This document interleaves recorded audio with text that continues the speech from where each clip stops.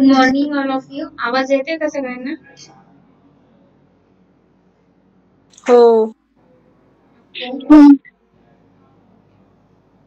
आज programming जावाचं lecture होणार आहे. आपण लास्ट लेक्चरला पॅकेजेस आणि त्याचे प्रोग्राम रन करून पाहिले होते. त्याचे 2 पॉइंट राहिलेले ते कव्हर करू आता.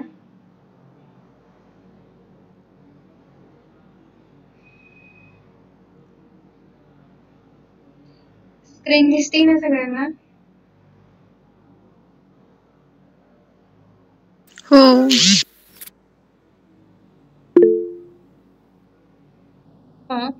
स्टॅटिक ब्लॉक्स, कन्स्ट्रक्टर हे पॉइंट पाहिलेले आहे. क्लास म्हणून इनर क्लास म्हणून पॉइंट आहे. Class with in a class लिहितो त्याला आपण नेस्टेड क्लास किंवा इनर क्लास म्हटलं जातं. तर पहा, Java inner class किंवा यालाच म्हटलं जातं nested class is a class which is a declare inside the class or interface. हा जो nested class किंवा inner class असा कुठे डिक्लेअर केला जातो? इनसाइड क्लास किंवा इंटरफेस. आता आपण 4th चॅप्टर मध्ये इंटरफेस शिकणार आहे.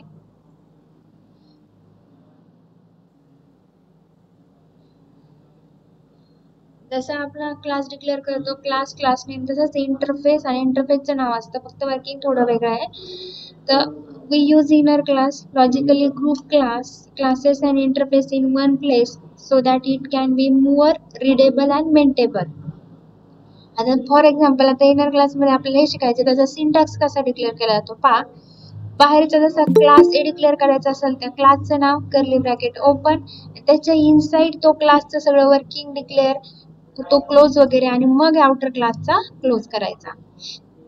याचा ऍडव्हान्टेज काय हे डिक्लेअर करण्यामागे तर पहा, nested class represent special type of relationship, that is it can access all the members, data members, method of outer class. हा काय करतो, याचा एक बेसिक ऍडव्हान्टेज काय आहे, हा जो इनर क्लास आहे हा आउटर क्लासचे डेटा मेंबर, मेथड सगळे ऍक्सेस करतात. इन्क्लूड काय, प्रायव्हेट जरी डिक्लेअर केला असतील आउटर क्लासमध्ये तरी पण. म्हणजे आपण म्हणत होतो प्रायव्हेट केला तर मी 3 क्लास ऍक्सेस करतो, पण आपल्याला ऍक्सेस करायचा असेल त्याच्या इनसाइड एखादा क्लास डिक्लेअर करून आपण ऍक्सेस करू शकतोय. त्यानंतर ऍडव्हान्टेज काय, nested class are use to develop more readable maintainable code because it logically group classes and interfaces in one place only. यांनी काय होते, आपल्याला डेव्हलप करताना अंडरस्टँड करायला आणि तो मेंटेन करायला त्याचा कोड इझी जातोय. का, जिथं आपला आउटर क्लास आहे त्याच ठिकाणी इनर क्लास आहे, त्यामुळे आपल्याला कोड इझिली सापडतोय. एकाच प्लेसला सगळं डिक्लेरेशन असतंय. आणि त्यानंतरचा ऍडव्हान्टेज आहे कोड ऑप्टिमायझेशन. कोड ऑप्टिमायझेशन का, it require less code to write. कमीत कमी कोड मध्ये हा राईट होते. तर नवीन फाईल करा, परत सगळा पॅकेजेस ऍक्सेस करा, मग तिथं क्लास डिक्लेअर करा, ही प्रोसेस रिपीट होत नाही, म्हणून कोड ऑप्टिमायझेशन. हे 3 ऍडव्हान्टेज आहेत इनर क्लासचे. त्याचे टाइप्स कसे पडतात वेगवेगळे ते पण पाहणार आहोत आपण आता.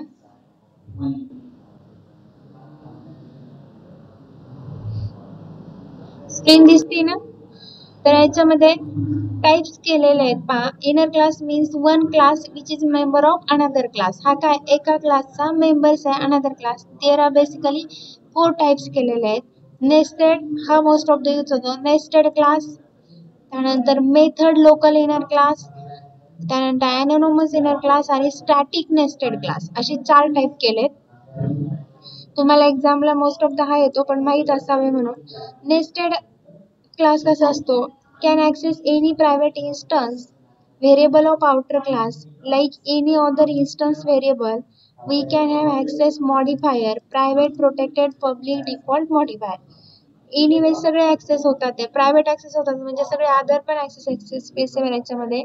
मग डिक्लेरेशन आताच पाहिल्याप्रमाणे क्लासला नाव दिलं आउटर क्लास, त्याचं कर्ली ब्रॅकेट ओपन करून त्याच्यामध्ये डिक्लेअर केलाय क्लास इनर म्हणून, पब्लिक व्हाईट शो, त्यानंतर मेथडचं कम्प्लीट, ह्या क्लासचं कम्प्लीट, आणि मग आउटर क्लासचं कम्प्लीट. आणि आपण इथं मेथड डिक्लेअर करताना ऑब्जेक्ट कसा क्रिएट करायचा हे पहा. तुम्हाला ह्या क्लासला कॉल द्यायचा असेल तर आपण इतक्या दिवस बाहेरच्या क्लासचा एकच क्लास असेल त्याचा ऑब्जेक्ट क्रिएट करायचो आणि डायरेक्ट ज्या मेथड असतील कॉल करायचो. इथला डिफरन्स पहा. आधी द्यावं लागतं आउटर क्लासचं नाव, इथं आउटरच आहे म्हणून दिलंय. डॉट इनसाइड जो डिक्लेअर केला असेल त्या क्लासचं नाव, इथं इनर नाव दिलंय इनर. मग त्याचा ऑब्जेक्ट इक्वल टू न्यू, परत आउटर डॉट न्यू इनर. ही लाईन लक्षात ठेवा. ह्या वेळी कॉल होतो. यातल्या मेथड फंक्शन कॉल करायचे असतील तर शो नावाची मेथड कॉल करायची. इथं आपण शो कॉल केली. आणि इथं ही लाईन कशी डिक्लेअर करावं लागतीये. आउटसाइड क्लासचं नाव डॉट इनसाइड कोणत्या क्लासला नाव दिले त्याचं नाव, ऑब्जेक्ट क्रिएट करा. New outside class dot new inside जो क्लास असेल त्याचं नाव. ह्या वेळी त्यानंतर आता पहा, इथं आपण डायरेक्टली क्लास डिक्लेअर केला होता. त्याच्यामध्ये इनर क्लासच्या मेथड, इथं आता आउटर क्लासमध्ये एखादी मेथड डिक्लेअर केली आहे, ती आपल्याला याच्यामध्ये ऍक्सेस करायची असेल तर कशी करतोय पहा. क्लास डिक्लेअर केलाय, आउटर मेथड म्हणून लिहिली, त्याच्यामध्ये इनसाइड इनर क्लास लिहिलेला आहे. त्याच्यामध्ये आपण काय दिलंय, मेन मेथड राईट केली आहे. Public static ornament string args आणि इनसाइड इनर क्लास मेथड असा काहीतरी मेसेज दिलाय स्टॅटिक. हा या मेथडचा क्लोज मेथडचा क्लोज, त्यानंतर इनर क्लासचा क्लोज आणि मग आउटसाइड क्लोज. आउटपुट काय आले का, illegal static declaration in inner class. का, इथे काय केलं आपण, outer dot inner public static ornament string just modifier static is only allowed in constant variable. काय मेथड डिक्लेअर केली आपण इथं, public static ornament string args. ही मेन मेथड डिक्लेअर केली आहे आणि इथं कोणताही आपण ऑब्जेक्ट वगैरे क्रिएट केला नाही, तर याच्यामध्ये इलिगल स्टेटमेंट झालंय. का, तर या मेथडला स्टॅटिक आहे, ती विथ इनर क्लासनी कॉल करते ना, आपण ह्या क्लास इनसाइड डिक्लेअर केली आहे. मग interface can also nested interface has some interesting properties. We will covering nested interface in the. आता मग त्यासाठी काय आलेलं आहे पहा, तुम्हाला एखादी मेथड वगैरे डिक्लेअर केली इथं आणि ती या क्लासमध्ये ऍक्सेस करायची असेल, त्यासाठी नेक्स्ट कन्सेप्ट आलेला आहे पहा, मेथड लोकल इनर क्लास म्हणून. म्हणजे इनर क्लासमध्ये तुम्हाला एखादी लोकल आउटर क्लासची मेथड वगैरे ऍक्सेस करायची असेल तर ती कशी ऍक्सेस करतो पहा. क्लास आउटर क्लासची मेथड राईट केली आहे, ती आपल्याला याच्यामध्ये ऍक्सेस करायची आहे. असं काय दिलं आपण, क्लास इनर क्लास डिक्लेअर केली आणि आपल्याला आता कॉल देताना याला पण कॉल केला पाहिजे आणि इनर आउटर मेथड आणि इनर मेथड याला पण कॉल केला पाहिजे. तो ऑब्जेक्ट कसा केला जातो इथं पहा. क्लास कर्ली ब्रॅकेट ओपन केलाय, त्याची मेथड लिहिली, त्या मेथडचा क्लोज केलेला नाहीये. त्यानंतर क्लास डिक्लेअर केलाय लगेच, त्याच्यामध्ये एक मेथड लिहिली आहे, त्या मेथडचा कर्ली ब्रॅकेट इथं क्लोज करून घेतलाय. त्यानंतर आपण काय केलाय, ह्या क्लासचा कर्ली ब्रॅकेट क्लोज केलाय इनर क्लासचा, अजून या आउटर मेथडचा कर्ली ब्रॅकेट क्लोज केलेला नाही. आणि इथं ऑब्जेक्ट क्रिएट केलाय कसा, inner y equal to new inner y dot inner method. ही मेथडला कॉल द्या आणि मग ह्या क्लासचा मेथडचा कंप्लीट केलाय आणि मग क्लासचा केलाय. तर कॉल देताना कसा जातो पहा, public static ornament string args. कशाचा ऑब्जेक्ट क्रिएट केला आपण, आउटर क्लासचा. Outer X equal to new outer, त्याच्यामध्ये काय, एक्स डॉट आउटर मेथड. कोणती, एक्स डॉट आउटर मेथड. इथं आल्यावर कर्सर कुठे जातोय, या स्टेटमेंटला जातोय. याच्यामध्ये काय दिलंय, Y equal to new inner method, इथं जातोय आणि इथून आपला आउटपुट डिस्प्ले होते. म्हणजे पॉइंटला नाव काय, मेथड लोकल इनर क्लास. याच्यामध्ये आउटर क्लासची मेथड कधी क्लोज केली जाते, या क्लासचा जेव्हा आपला ऑब्जेक्ट क्रिएट करून होईल त्यावेळी. इथं पहा, इनसाइड आउटर मेथड आणि इनसाइड इनर दोन्ही पण आउटपुट डिस्प्ले झाले. वर्किंग फक्त इथं कर्ली ब्रॅकेट क्लोज कशी करतोय ते पाहिजे. आउटर जी मेथड आहे ती राईट करून घेतोय, त्याच्यामध्ये आपले इनसाइड जो क्लास आहे तो राईट करतोय त्याची मेथड, त्या मेथडचा क्लोज करून घेतोय.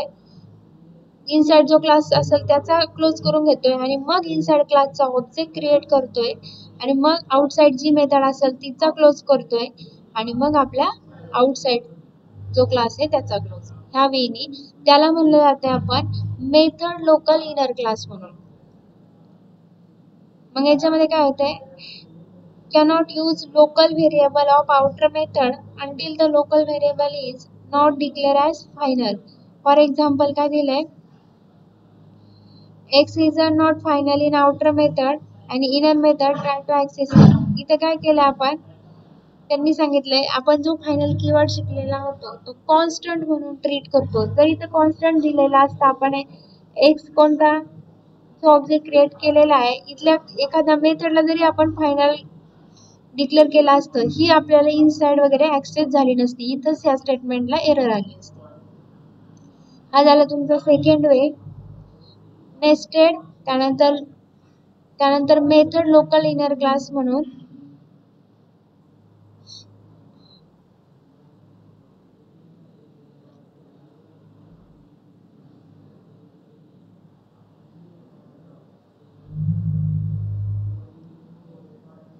आणि त्यानंतरचा आहे स्टॅटिक नेस्टेड क्लास. आता स्टॅटिक कीवर्ड शिकलेलाच आहे. स्टॅटिक केला त्याच्यामध्ये आपण स्टॅटिक व्हेरिएबल, मेथड्स कोणत्या वेगळी करतो आणि स्टॅटिक ब्लॉक हे पॉइंट शिकलो होतो. येथे आता static nested class. Static nested class are not technically inside class, they are like static member of outer class. काय असतं त्याच्यामध्ये, स्टॅटिक मेंबर जे असतात आउटर क्लासचे ते ऍक्सेस होतात इनसाइड मध्ये. मग इथं पहा क्लास डिक्लेअर केलाय, इथं प्रायव्हेट आपण पहिलाच पण शिकलोय, प्रायव्हेट मेंबर पण आउटर क्लासचे इनर क्लास मध्ये ऍक्सेस होतात. इथं मेथड केली डिक्लेअर स्टॅटिकनी आउटर मेथड म्हणून. हिला आपल्याला इनसाइड ऍक्सेस करायचे असेल तर जेवढे जेवढे स्टॅटिक मेंबर आहे, इथं कोणता डिक्लेअर केलाय क्लास, पॉइंटलाच नाव आहे स्टॅटिक नेस्टेड क्लास. म्हणजे इनसाइड जो असेल तो क्लास कसा पाहिजे, स्टॅटिक. मग इथे काय केलंय, static class inner public static void main string args. आणि इथं system dot out dot print LN कोणत्या मेथड आहे, आउटर मेथड. कोणता, इथली जी मेथड आहे तिला कॉल याच्यामध्ये. म्हणजे काय करतोय, static nested class static member of outer class. जेवढे काय तुमचे स्टॅटिक व्हेरिएबल्स मेथड जे असतात ते आपल्याला याच्यामध्ये ऍक्सेस करता येतात नेस्टेड स्टॅटिक क्लास मध्ये. हा याचा मेन पर्पज आहे.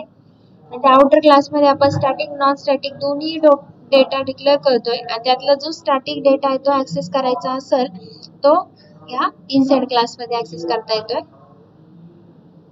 आणि फोर्थ तुमचा एनोनमस इनर क्लास. इथं पहा, anonymous inner class are declare without any name at all. Anonymous inner कसा डिक्लेअर केला जातो, विदाउट एनी नेम. म्हणजे कन्सिडर करताना नो नेम असा कन्सिडर केला जातो. They are created in two ways, दोन वेनी क्रिएट होतो. पहिला वे पहा, पहिला वे काय आहे, sub class of specified type. Sub class declare केला जातो स्पेसिफाईड टाईपनी. मग इथं class demo wide show system dot out dot print LN याच्यामध्ये आपण ही काय दिली आहे, बेस क्लासची मेथड ही पूर्ण आउटसाइड डिक्लेअर केली. पहा मेथडचा क्लोज केलाय आणि क्लासचा पण क्लोज करून घेतलाय. पॉइंट आहे एनोनमस इनर क्लास. आउटसाइड एक क्लास डिक्लेअर करून घेतलाय डेमो नावाचा. आता त्याचा पहा मेथड आणि क्लासचा दोन्ही पण क्लोज केलाय. त्यानंतर घेतलाय क्लास आणि अदर एक डिक्लेअर केलाय. इथं पहा anonymous class with demo has a base class. आता आपण मग अशी काय करत होतो, एक आउटसाइड क्लास आणि त्याच्यामध्ये एक इनसाइड डिक्लेअर करत होतो. इथं काय केलाय, डेमो नावाचा एक सेपरेट क्लास डिक्लेअर केलाय आणि तो इथं आपण ऍक्सेस करणार आहे. कसं पण anonymous class with demo as a base class. इथं काय कन्सिडर केला तर डेमो हा बेस क्लास. मग कसा पहा, त्याला आपण स्टॅटिक डिक्लेअर केलं तरी चालतं, नाही केलं तरी चालतंय, पण डिक्लरेशन पहा डेमो जो आहे डेमो त्याचा ऑब्जेक्ट न्यू डेमो. आणि इथं मेथड सारखा ऑब्जेक्ट क्रिएट केल्यानंतर कर्ली ब्रॅकेट ओपन करावा लागतो. हा डिफरन्स पहा. काय केलं, कर्ली ब्रॅकेट ओपन आणि मग त्याच्यामध्ये आपण घेतली व्हाईट शो घेतलाय. हा बेस क्लास म्हणून कन्सिडर करतोय म्हणून सुपर डॉट शो इथं शोला कॉल जाईल आणि स्वतःच इथं हा जो क्लास आहे तिथे एक स्टेटमेंट लिहिलंय.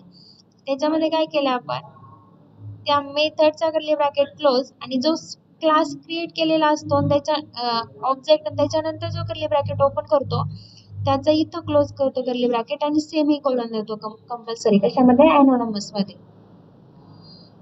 सिंटॅक्स पाहितला काय करतोय, डेमो नावाचा क्लासचा ऑब्जेक्ट करतोय ॲज अ फंक्शन म्हणून ट्रीट करून त्याचा कर्ली ब्रॅकेट ओपन केलाय. जसा क्लास डिक्लेअर केल्यानंतर आपण करतो तसं इथं ऑब्जेक्ट क्रिएट केल्यानंतर अनोनमस मध्ये आणि नंतर जी मेथडला आपल्याला कॉल वगैरे द्यायचं असेल ते मेथड इथे राईट केली. इथे शो दोन्हीमध्ये सेम घेतली आहे. सुपर आणि सब क्लास डिफरन्शिएट होण्यासाठी सुपर कीवर्ड आहे जो सुपर क्लासला बेस क्लासला कॉल देतोय. सुपर डॉट शोनी म्हणजे कोणत्या मेथडला इथल्या आणि इथं स्वतःच इथं स्टेटमेंट लिहिलंय आणि त्यानंतर क्लोज करून सेमीकोलन. त्यानंतर आपली जी मेन मेथड आहे त्याच्यामध्ये हा जो टी ऑब्जेक्ट आहे टी डॉट शोनी कॉल दिलाय. कुठे येईन कर्सर इथे येईल शोला. इथं आलो याच्यामध्ये पाहिलं सुपर डॉट शो कुठं जा इथल्या शोला जा. इथलं स्टेटमेंट प्रिंट करा. त्यानंतर खाली जे असेल ते प्रिंट करा म्हणजे आउटपुट काय येते पहा. इथलं आलंय is method of super class पहा I am in show method of super class आणि नंतर इथलं जे स्टेटमेंट आहे ते प्रिंट झालं.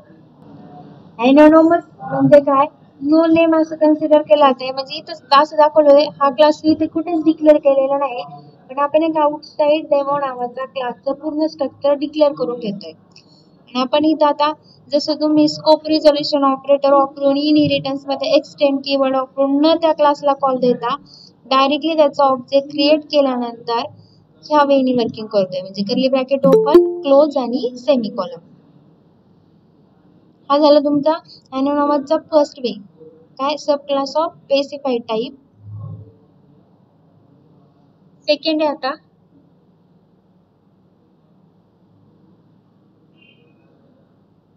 इम्प्लिमेंटर ऑफ स्पेसिफाईड इंटरफेस वेनी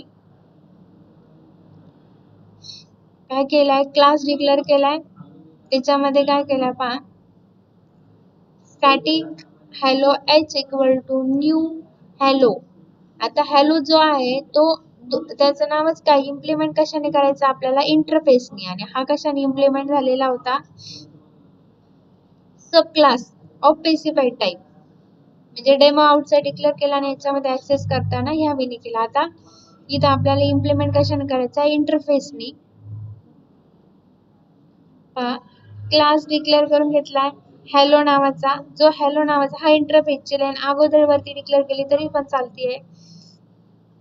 आता इथं डिक्लेरेशन कसं केलंय पहा परत ऑब्जेक्ट क्रिएट केलाय त्यानंतर त्याच्यानंतर इथं कर्ली ब्रॅकेट ओपन शो नावाची मेथड ज्याच्यामध्ये जे वर्किंग असेल ते आणि त्या मेथड जो ऑब्जेक्ट क्रिएट केलेला कर्ली ब्रॅकेट इथं ओपन केला तो क्लोज करून सेमीकोलन.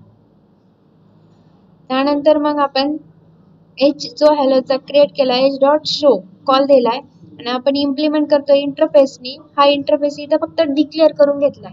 इंटरफेस जसं ऍबस्ट्रॅक्ट क्लास आपण म्हणतो ओनली डिक्लेरेशन आणि इम्प्लिमेंटेशन कसं असतं आउटसाइड करतोय तसंच इंटरफेस आहे पण आता ऍबस्ट्रॅक्ट क्लास असेल तर त्याच्यामध्ये डिक्लेअर होणाऱ्या मेथडला पण आपण ऍबस्ट्रॅक्ट कीवर्ड देतो. तसं इंटरफेसमध्ये इंटरफेस नेम आणि आपण त्यानंतर ज्या काही मेथड डिक्लेअर करतो त्या बाय डिफॉल्ट सगळे ऍबस्ट्रॅक्ट असतात. ऍबस्ट्रॅक्ट नावाचा कीवर्ड द्यायची गरज नाहीये. आपण काय केलं इंटरफेस हॅलो व्हॉइड शो ही डिक्लेअर करून गेली फक्त डिक्लेरेशन आहे म्हणून त्यानंतर काय दिला सेमीकोलन ही डिक्लेअर केली आणि इम्प्लिमेंट कुठे केली फ्लेवर डेमो ह्या क्लासमध्ये. पण इम्प्लिमेंट कशी केली आहे त्या क्लासचा ऑब्जेक्ट क्रिएट केलाय कर्ली ब्रॅकेट ओपन जी मेथडचं वर्किंग असेल ते कर्ली ब्रॅकेट क्लोज आणि सेमीकोलन. ह्या वेनी सेकंड वे काय इम्प्लिमेंट ऑफ स्पेसिफाईड इंटरफेस. मग कॉल दिल्यावर इथं आलो एच डॉट शो इथं आलो एच डॉट शो कोणत्या वेनी शो मेथड त्याच्यामध्ये काय आय मेनी ॲनोनमस क्लास इथं आलंय असे क्लास आहे. इनर क्लासची बेसिक डेफिनेशन एवढी लक्षात ठेवा इनसाइड डिक्लेअर करतो त्याला आपण म्हणतोय चार टाईप कोणते nested inner class method local inner class anonymous inner class आणि स्टॅटिक नेस्टेड. नेस्टेड इनर मध्ये तर काय जो क्लास असेल त्याच्या इनसाइड एक डिक्लेअर करतो आणि मेथड लोकल मध्ये काय जो क्लास आहे त्याच्या इनसाइड डिक्लेअर करतोय पण जे आउटसाइड क्लासची जी मेथड आहे ते इनसाइड इनर क्लासचं सगळं वर्किंग झाल्यानंतर क्लोज होती. पाहता इथं आलो पहिला वे इनसाइड वर्किंग केलंय त्यानंतर सेकंड वे ही मेथड, हा मेथडचा कर्ली ब्रॅकेट ओपन, इनर क्लासचा ओपन, मेथडचा ओपन, मेथडचा क्लोज, इनर क्लासचा क्लोज आणि मग आउटर क्लासच्या मेथडचा क्लोज. हे वर्किंग मेथड लोकल मध्ये आणि मग तुमचा आउटर क्लासचा क्लोज ह्या वेळी. आणि थर्ड वे काय, ॲनोनॉमस इनर क्लास. ॲनोनॉमस इनर क्लास म्हणजे काय, जो आपण क्लासचा ऑब्जेक्ट नो नेम म्हणून कन्सिडर करतोय आणि जो क्लासचा ऑब्जेक्ट क्रिएट करणार आहे त्याला आपण काय करतोय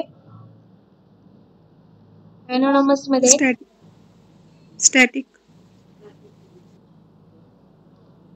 ॲनोनॉमस मध्ये त्या क्लासचा ऑब्जेक्ट क्रिएट केल्यानंतर कर्ली ब्रॅकेट ओपन आणि ते सगळं वर्किंग झाल्यानंतर क्लोज करताना सेमिकोलॉन. मग दोन वेनी इम्प्लिमेंट होतोय, सब क्लास आणि इम्प्लिमेंटेड इंटरफेस.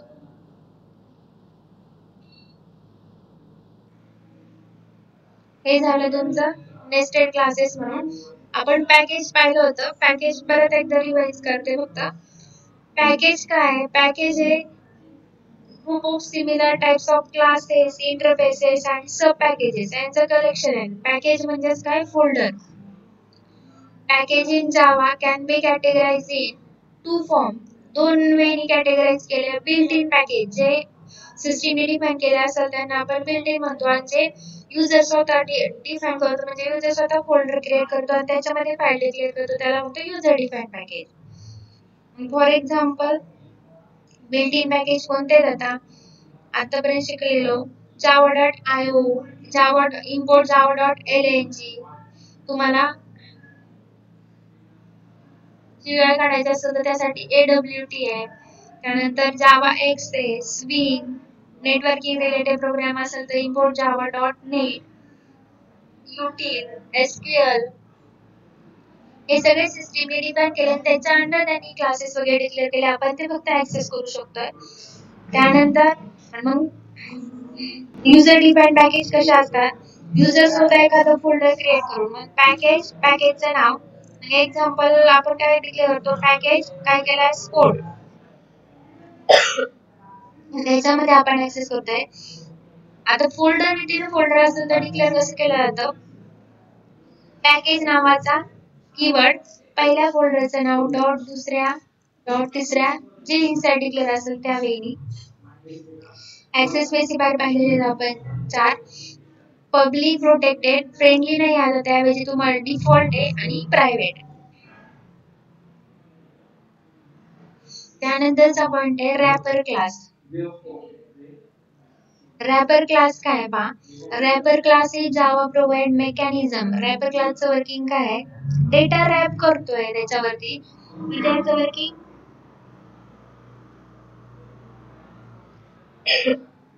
काय, converting primitive into objects and objects into primitive, याला रॅपर क्लास म्हणलं जातं.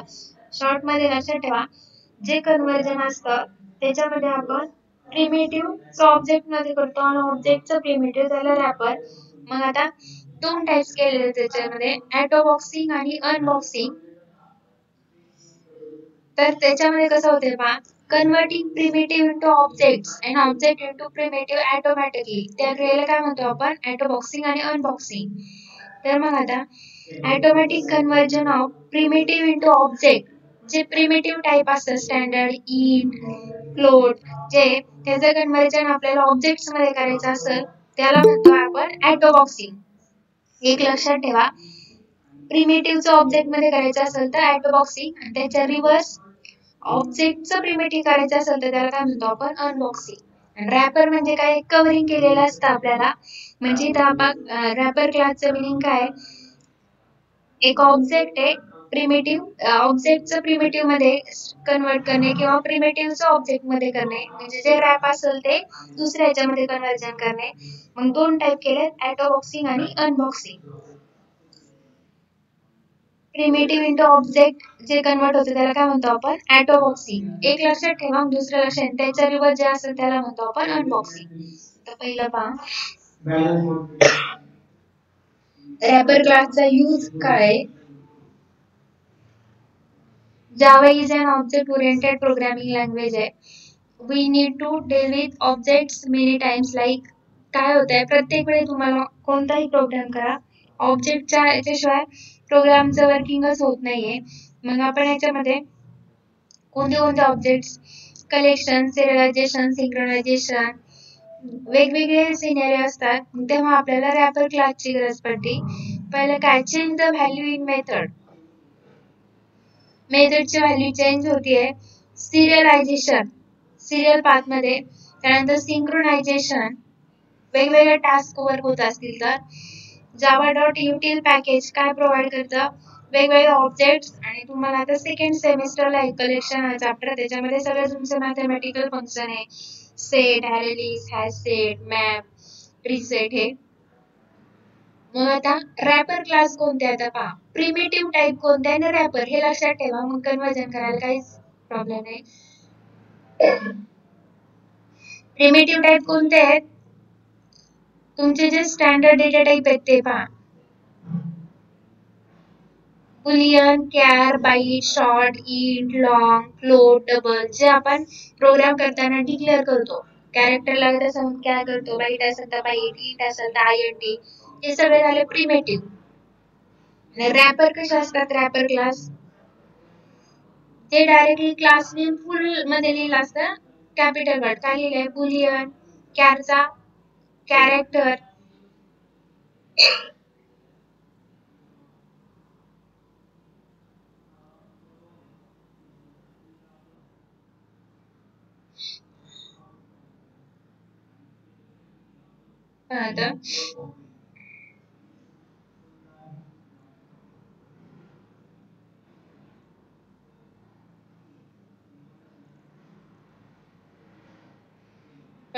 रॅपर क्लास बुलियन असेल तर बुलियन, कॅरेक्टर, बाईट असेल तर बाईट, शॉर्ट, इंटचा पूर्ण इंटिजर, लॉंग, फ्लोट. आता प्रिमिटिव्हचा ऑब्जेक्ट मध्ये म्हणजे आपले कोणते टाइप आहे, प्रिमिटिव्ह हे सगळे कॅर, बाईट, शॉर्ट, इंट. त्याचा आपल्याला रॅपर ऑब्जेक्ट्स मध्ये करायचं असेल, म्हणजे कोणत्या कॅरचं कॅरेक्टर मध्ये करायचं असेल तर त्याला काय म्हणलं जातं, ॲटोबॉक्सिंग. आणि ह्या रॅपर जे ऑब्जेक्ट्स आहेत त्यांचं परत प्रिमिटिव्ह मध्ये करायचं असेल तर त्याला काय म्हणलं जातं, अनबॉक्सिंग. मग एक्झाम्पल,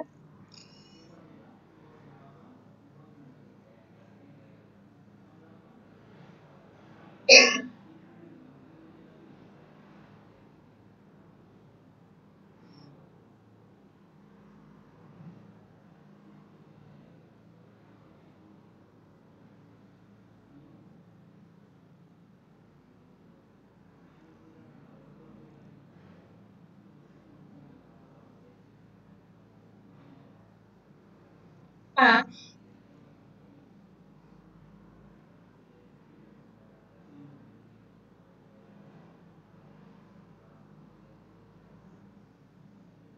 हे एक्झाम्पल तुम्हाला रन पण करून दाखवते, फक्त इथं ह्या वेळी काय होते पहा, एक मेथड लागते त्यासाठी. इंटिजर व्हॅल्यू एक्झाम्पल काय घेतले, पब्लिक स्टॅटिक व्हॉइड मेन, जसं आपण प्रोग्राम लिहितो. आता पहिला काय आपला इंटिजर, हा कोणता आहे, कॅपिटल मध्ये आपण लिहिलं इंटिजर, म्हणजे हा कोणता आहे, रॅपर क्लास आहे. इंटिजर त्याचा ऑब्जेक्ट बनवला, object equal to new integer, काहीतरी व्हॅल्यू पास केली. आणि याच्यामध्ये काय केलं आपण, हा खाली लिहिला INTI, हा कोणता झाला तुमचा प्रिमिटिव्ह टाइप, म्हणजे हा काय झालाय रॅपर, हा काय झालाय प्रिमिटिव्ह ऑब्जेक्ट रॅपर. आणि त्याचा प्रिमिटिव्ह, प्रिमिटिव्ह करताना इथं जो ऑब्जेक्टला नाव दिलं असेल त्याचा ऑब्जेक्ट डॉट इंट आहे, म्हणून इथं मेथड आहे इंट व्हॅल्यू, म्हणजे डेटा टाइप व्हॅल्यू असं सिंटॅक्स आहे, इंट व्हॅल्यू. आणि मग आपण आय काय केला, प्रिंट केला. तसंच आता इथं दुसरा डेटा टाइप असता, बुलियन असतं, तर इथं काय केलं असतं आपण कॅपिटल मध्ये बुलियन, त्याचा ऑब्जेक्ट न्यू बुलियन, ब्रॅकेट मध्ये ट्रू और फॉल्स दोन्हीपैकी एक व्हॅल्यू दिली असती. आणि त्याचं कन्वर्जन, जो डेटा टाइप आपण शॉर्ट मध्ये घेतो त्या डेटा टाइपचं नाव ऑब्जेक्ट नावाने क्रिएट करणारा, आणि नंतर डेटा टाइप काय, बुलियन व्हॅल्यू नावाची मेथड. तसंच इथे एक्झाम्पल पहा, हे कशाचे एक्झाम्पल आहे, ऑब्जेक्ट क्लासचं प्रिमिटिव्ह मध्ये कन्वर्ट करणे. त्यासाठी कोणती मेथड आहे, डेटा टाइप व्हॅल्यू, म्हणजे इंट व्हॅल्यू इंटिजर म्हणून तसं डेटा टाइप व्हॅल्यू असं सिंटॅक्स आहे, त्याला म्हणतो आपण अनबॉक्सिंग. पहा मग इथं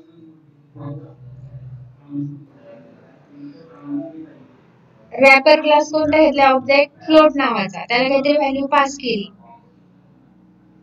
आणि आपण नव्याने एखाद्या इथं एक न्यू लाईन घेऊन परत डिक्लेअर केली होती तसं करा किंवा डायरेक्टली प्रिंट केली. काय दिलं त्याला आपण, तुम्हाला प्रिंट करताना इंटिजर टाइप मध्ये प्रिंट करायचं असेल तर काय दिलाय इंट व्हॅल्यू. तुम्हाला सपोज इथं फ्लोट मध्येच डिक्लेअर प्रिंट करायचं असेल तिथे काय दिलं असतं आपण फ्लोट व्हॅल्यू. आता डबल नावाचा जो क्लास आहे त्याचं कन्वर्जन करून घेतलेलं आहे. याला ह्या वेळी होत आहे मेथड लक्षात ठेवा कोणती आहे,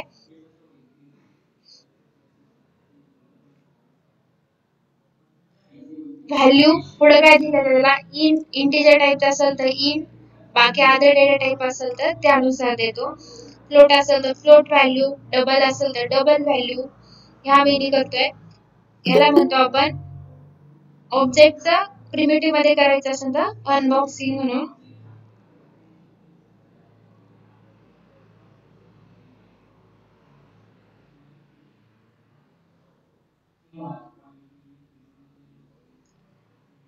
हे झाले तुमचे रॅपर क्लासेस म्हणून. त्यानंतरचा पॉइंट आहे गार्बेज कलेक्शन. आता आपण जावाचे ऑब्जेक्ट ओरिएंटेडचे फीचर शिकत होतो तेव्हा सांगितलं होतं गार्बेज कलेक्शन हा इम्पॉर्टंट फीचर आहे. याच्यामध्ये का अनवॉन्टेड किंवा लॉंग टर्म एखादी मेमरी यूज होत नसेल तर ती ऑटोमॅटिकली रिमूव्ह केली जाते. गार्बेज म्हणजे काय तुमचा रॉ डेटा, अनवॉन्टेड डेटा जो असेल, म्हणजे आता अनवॉन्टेड जी मेमरी असेल लॉंग टर्म ती यूज होत नसेल तर ते रिमूव्ह करायचं काम आपण याच्यामध्ये होतं ऑटोमॅटिकली. त्यासाठी कन्सेप्ट आहे गार्बेज कलेक्शन. मग काय in Java garbage means unreference object. जी मेमरी वापरलेली असेल त्याची ना यूज होतीये लॉंग टर्म किंवा कुठे त्याचा रेफरन्स नाहीये, एकदा प्रोग्राम रन झाला तुम्ही नवीन प्रोग्राम रन करायला गेले तशीच मेमरी असेल तर ती रिमूव्ह करणे. Garbage collection is a process of reclaiming the runtime unused memory automatically. Garbage collection conceptचं किंवा प्रोसेसचं वर्किंग काय, रन टाइमला जी अनयूज मेमरी असेल ती ऑटोमॅटिकली रिक्लेम रिमूव्ह करणे.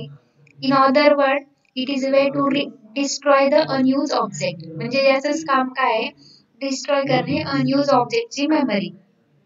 त्याला आपण म्हणतो गार्बेज कलेक्शन. रिअल लाईफ मध्ये गार्बेज म्हणजे काय, raw data. So we are use free function in C language. आता पहा सी लँग्वेज मध्ये त्या प्रोग्रामची मेमरी ऑटोमॅटिकली रिमूव्ह करायच्या, ते फोर्सफुली रिमूव्ह करावं लागत होती. करायचं असेल तर फ्री नावाचं फंक्शन होतं.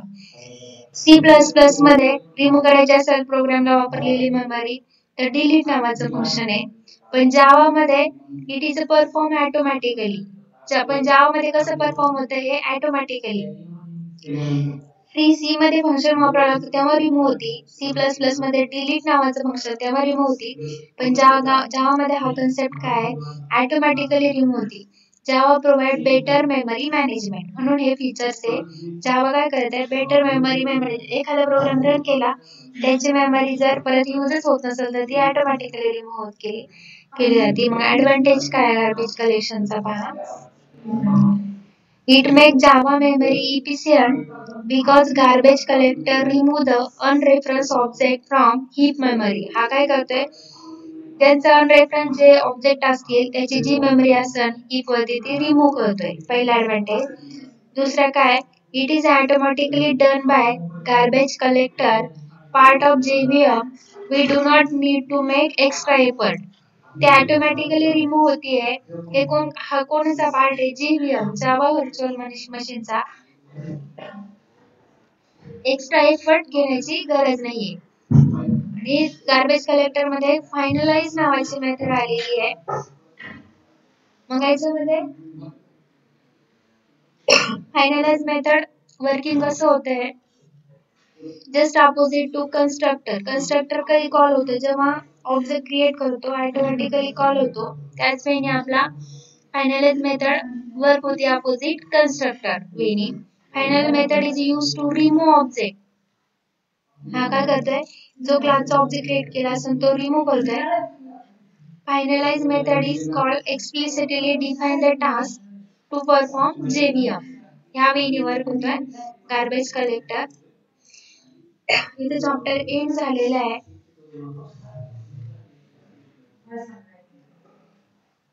याचे प्रोग्राम रन करायचे राहिलेले बाकी पॉइंट एंड झाले. कोणाला काही पॉइंट समजला नसेल तर विचारा.